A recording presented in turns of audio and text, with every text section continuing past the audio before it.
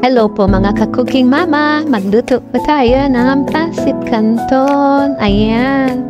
So unahin natin maglagay ng mantika at maggisa ng bawang at sibuyas. Ayan, basic na basic. Pa-brownie natin ang bawang at isunod natin ang sibuyas.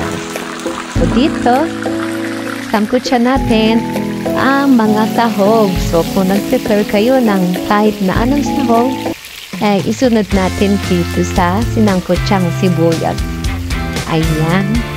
Paghiwa-hiwalayin natin yung hiwa.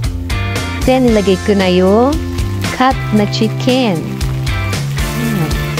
So, sangkutsa natin to hanggang sa kumatas at maging white ang laman. So, ibig sabihin, luto na yung ating manok. Pagkatapos niyan, i-season natin ito na ayun na, kumatas siya. Nakita niya naman. Lagyan natin ng atay ng manok. Konti lang. Kung ayaw ng mga bata, wag na. Ito po lagay. Lagyan po ng toyo, patis, at 2 kutsara. At itong 1 kutsara oyster sauce. Isa chicken cube. Pamintang durog. Yan, halu-haluin natin. Mekos.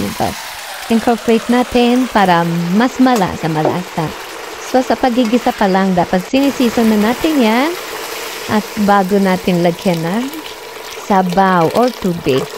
So, dito, kasya na ang 1 liter para sa kalahating kilo. Oh, wala pang kalahati yun. 464 grams now.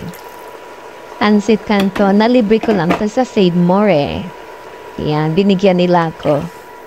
So, ayan, gisahin natin. So, pakuluan lang to na saglit na. Ayan.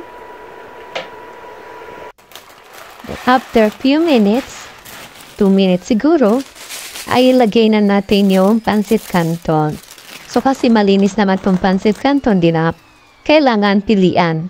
Pero kung nakabili kayo sa palengke, checkin niyo maigi kung meron nakatira doon sa pinaka-pancit canton. So, lagay na natin yung gulay na matitigas, carrot and bell pepper. Yan. Kung meron kayo ipapanglalagay na gulay na matigas, ilagay niyo na agad. So, yan. Haluin konti. Then, isunod na natin ang repolyo. So, halo lang konti. Tingnan na. Sarap to sa merienda, hapunan, o kahit anong panahon, masarap ang pancit canton. Kahit mainit, magpapansin tayo. Yan na.